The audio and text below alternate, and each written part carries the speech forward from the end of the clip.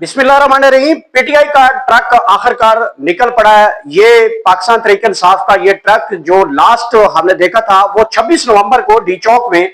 जला दिया गया था। अब ये ट्रक दोबारा जो है वो सड़कों के ऊपर आ चुका है। और ये ट्रक कितना बड़ा ट्रक है, इसके ऊपर कितने लोग आ सकते हैं और ये ट्रक बनाने में कितना खर्चा आया, इसके ऊपर तफसील से बात करते हैं। और ये ट्रक जब रोड के ऊपर निकला है तो कितना बड़ा हजूम था और कितने लोग उसके साथ थे और कितने एक जो उसके साथ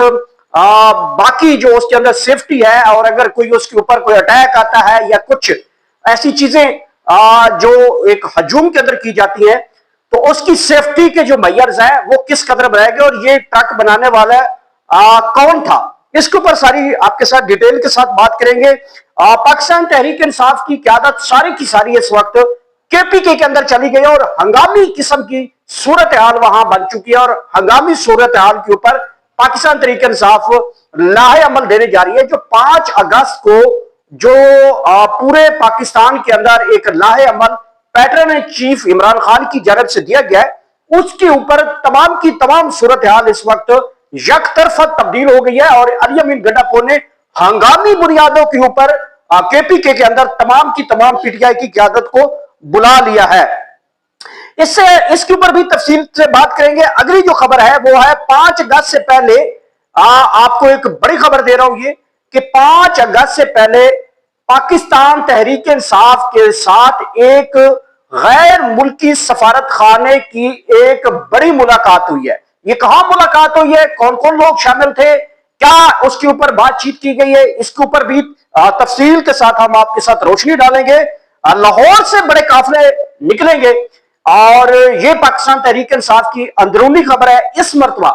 लाहौर हर सूरत में निकलेगा, चाहे जो कुछ हो, चाहे कश्तियां रावी के आर पार करनी पड़े, चाहे वहां पे जो है गुरिल्ला फोर्स हो, चाहे वहां पे पुलिस हो, चाहे रेंजर हो। लाहौर इस मरतबा मतलब पंजाब जो है वो हर सूरत जो है वो निकलेगा। और स्ट्रेटेजी पाकिस्तान तहरीक इंसाफ ने बना ली है, वो बड़ी खूबसूरत स्ट्रेटेजी उन्होंने बनाई है और बड़ी दिलचस्प स्ट्रेटेजी बनाई है। पंजाब पुलिस से बचने के लिए, रेंजर से बचने के लिए, सड़कों पे आने के लिए पंजाब की क़यादत ने ये सर जोड़ा है। और अंदर की खबर आपके साथ शामिल करते हैं। इसके साथ साथ अली अमीन गंडापुर साहब के जो है वो वारंट गिरफ्तारी जारी किए गए और गिरफ्तारी करने के लिए पुलिस की टीम तश्कील दी गई है। किसी की वक्त जो है अली अमीन गंडापुर को गिरफ्तार करके अदालत पेश किया जाएगा। इन तमाम खबरों के ऊपर रोशनी डालने से पहले मेरी तमाम लोगों से गुजारिश है कि जो हमें देखते हैं, मोहब्बत करते हैं, इस चैनल को सब्सक्राइब कर लें और बेल आइकन का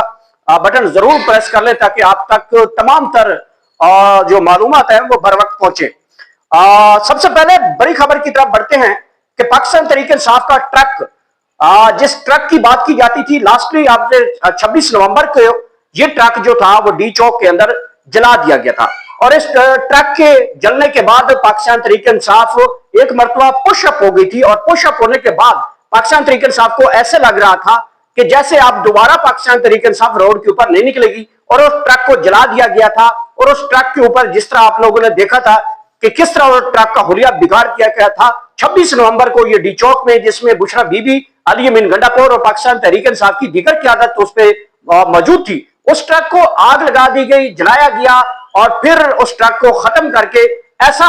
एक मैसेज दिया गया कि शायद पाकिस्तान तहरीक इंसाफ का आखिरी ट्रक भी वो जला दिया गया। अब नई स्ट्रेटेजी सामने आई है, वो पाकिस्तान तहरीक इंसाफ का ट्रक जो है वो नौशहरा के अंदर जो है वो तैयार किया गया है। केपीके के अंदर, नौशहरा के अंदर ये ट्रक तैयार किया गया है। 33 फीट इस ट्रक की जो है वो चौड़ाई जो है वो बनाई गई है। इसके साथ साथ इस ट्रक की जो है वो सबसे बड़ी जो खूबी है वो इसमें यह है कि इसके अंदर जो मटेरियल यूज किया गया है वो बड़ा इंपॉर्टेंट है। और इस मटेरियल से जो अंदर जो है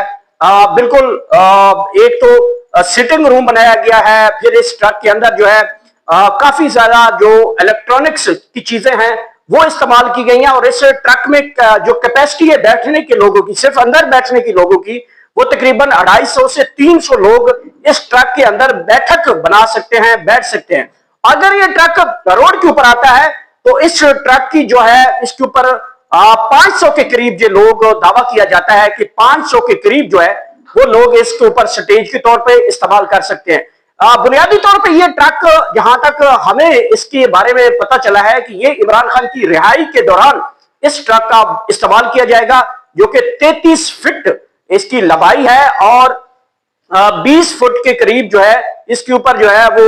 गलबन जो है एक स्टेज तैयार किया गया है। तो ये इमरान खान की जब रिहाई होगी अडियाला जेल से या फिर उनको जहां से भी उनको रिहा किया जाएगा तो ये ट्रक उसके इस्तेमाल में होगा। ये कल ट्रक जो है वो नौशहरा की सड़कों के ऊपर पाकिस्तान तहरीक-ए-इंसाफ की तहरीक के हवाले से वहां पे निकाला गया। लोगों ने बहुत ज्यादा इसको एंजॉय किया और आने वाले दिनों में इस ट्रक की जो है जो एक काफिला है वो केपीके के अंदर घूमेगा और ये ट्रक पंजाब की मुख्तलिफ सड़कों पर नजर आएगा और सिंध बलोचिस्तान तक ये ट्रक जाएगा। क्यादत मोबिलाइज करेगी तहरीक को, जो pattern in chief Imran Khan की जानब से ये कॉल दी गई है। ट्रक बनाने वाले का नाम है इज्जत बख्श और ये ट्रक उसने बनाया है। बेसिकली ये वहां पे एक इंजीनियर है, इनकी एक वर्कशॉप है जहां से ये ट्रक बनाया गया। उन्होंने कहा कि इस ट्रक का जो तखमीना लगाया गया है वो तकरीबन 8 से 10 करोड़ रुपया इसके ऊपर उन्होंने तखमीना बनाया है कि ये उनकी ये कास्ट आई है। बहरहाल ये पाकिस्तान तहरीक इंसाफ का एक अनोखा ट्रक है, जो सबसे बड़ा ट्रक जो अभी तक जितनी पॉलिटिकल पार्टियों ने अभी तक ये अपने लॉन्ग मार्चेस किए हैं, सियासी एक्टिविटीज किए हैं और सियासी जलसे जुलूस किए हैं, तो पाकिस्तान तहरीक इंसाफ का ये बड़ा ट्रक है और ये बड़ा ट्रक जो है वो इमरान खान की रिहाई के दौरान इस्तेमाल किया जा सकता है। पीटीआई की क़यादत जो है इस वक्त सारी की सारी वो केपीके के अंदर मौजूद है और केपीके के अंदर इस वक्त बड़े फैसले किए जा रहे हैं। अली अमीन गंडापुर जो है बहुत मुतहरिक है, हर तरफ से वो कह चुके हैं कि हम कश्तियां जला के आ रहे हैं, कश्तियां हमारी जल चुकी हैं और या पार होगा या आप रहेंगे या हम रहेंगे या तुम रहोगे या हम रहेंगे, ऐसी गुफ्तगू आपके सामने वो पब्लिकली कर चुके हैं। और जो इस वक्त उनकी कबीना के अंदर जो इस वक्त तशवीश है या कारकुनान के अंदर तशवीश है या इमरान खान की बहनों के अंदर तशवीश है, वो बड़ी जो है इस वक्त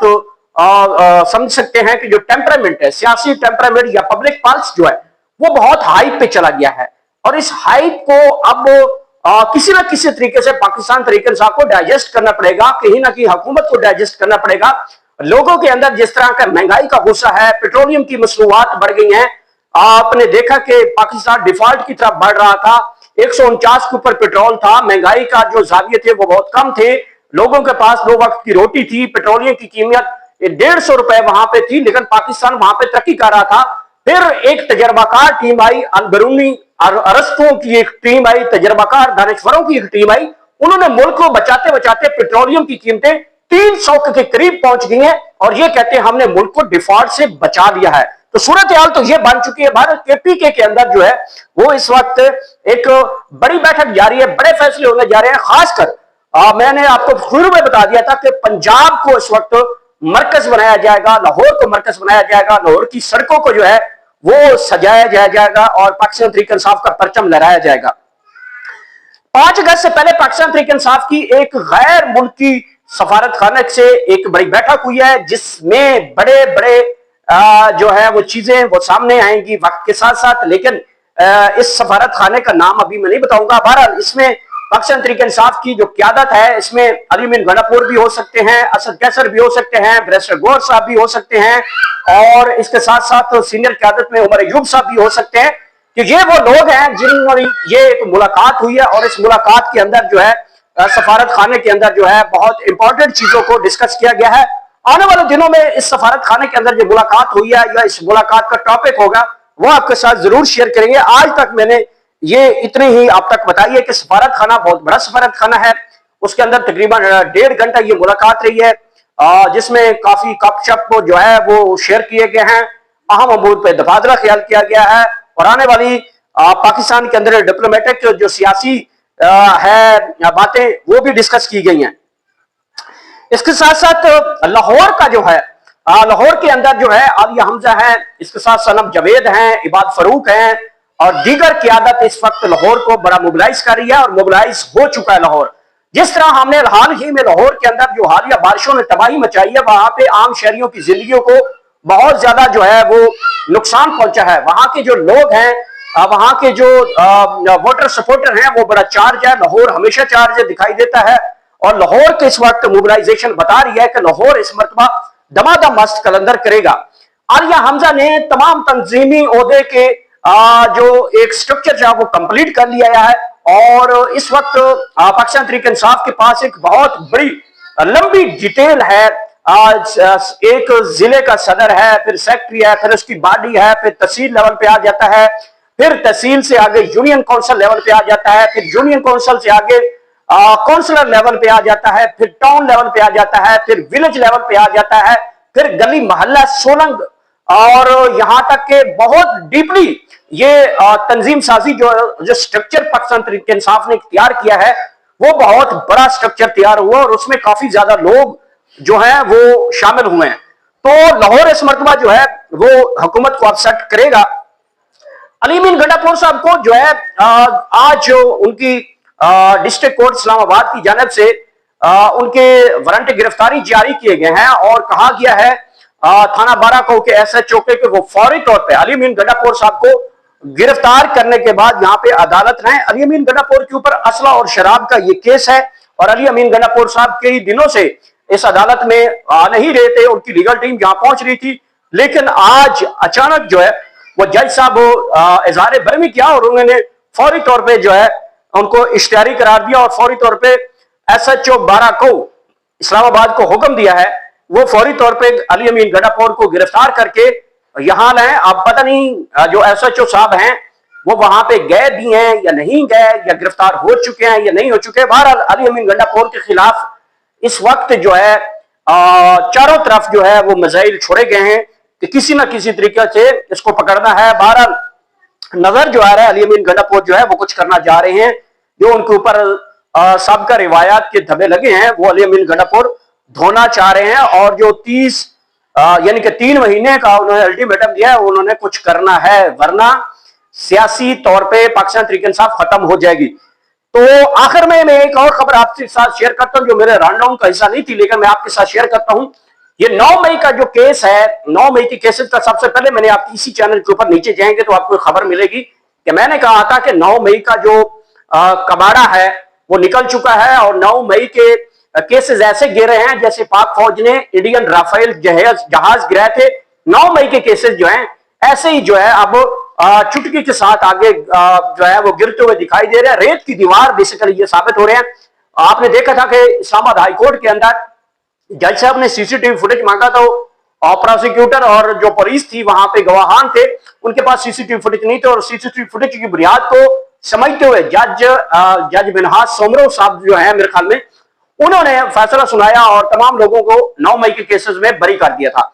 लाहौर में ये केसेस हुए हैं जिसके अंदर GHQ हमला केस का भी जिक्र है, इसके साथ साथ कोर कमांडर का हाउस का है, फिर दीगर लाहौर के अंदर जो 9 मई के तकरीबन 10 के करीब मुकदमे ये दर्ज किए गए थे उसके गवाहान जो हैं वो इंसदाद दहशतगर्दी ट्रायल कंक्लूड कर रही है। वहां के जज साहब ने गवाहान को तलब किया और गवाही लेने का जब मौका आया तो पुलिस वहां से भाग चुकी है। पंजाब पुलिस का नौजवान जो तफ्तीशी अफसर थे और जिन्होंने गवाही देनी थी और जिन्होंने आके अदालत में सबूत पेश करने थे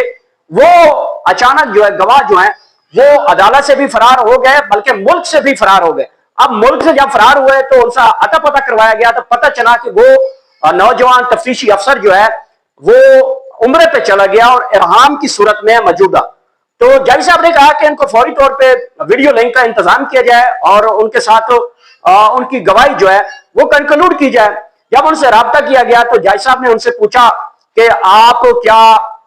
हलफ देते हैं कि ये जो 9 मई के केसेस हैं इसमें क्या हुआ, क्या आप इसके ऐनी शाहिद हैं? तो वो अपनी बात से मुकर गया। मुकरा क्यों? क्योंकि वो एहराम की सूरत में था, उसने एहराम बांधा हुआ था और जब वो एहराम की सूरत में हो तो उसके दौरान तो वो झूठ बोल नहीं सकता। तो यूं समझिए कि जो वहां पे पुलिस अफसर था उसने कहा कि मेरी नौकरी जाती तो जाए लेकिन मैं जो सच है वो बताऊं, मुझे कोई पता नहीं है कि 9 मई किसने करवाया, कौन बेनिफिशियरी हुआ, क्या हुआ, कैसे हुआ। तो 9 मई का वहां ही समाअत कंक्लूड कर दी गई और अभी तक उस केस को दोबारा उठाया नहीं गया और इंतजार किया जा रहा है कि वो जो बच्चों समेत वापस पुलिस अफसर आएगा उसकी गवाही ली जाएगी और उसके बाद इस केस को चलाया जाएगा। तो ये सूरत हाल है मुल्क के अंदर कि झूठी गवाहियां पुलिस अफसर देते हुए बेचारे डर रहे हैं, किसी को हार्ट अटैक हो रहा है। बाद में मैंने अगले दिन एक इस्लामाबाद के अंदर मैं अदालत में था, तो उसके अंदर में एक देख रहा था, जब कारकुन वहां पहुंचे तो वहां की जो पुलिस थी, इस्लामाबाद पुलिस हो,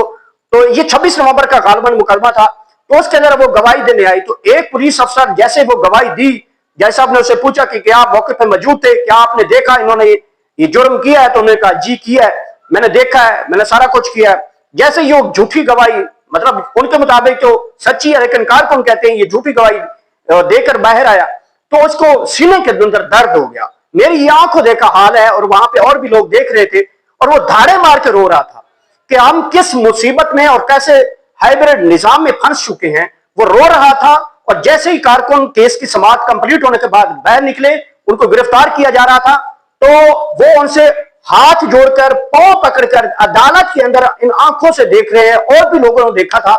तो वो उनसे माफिया मांग रहा था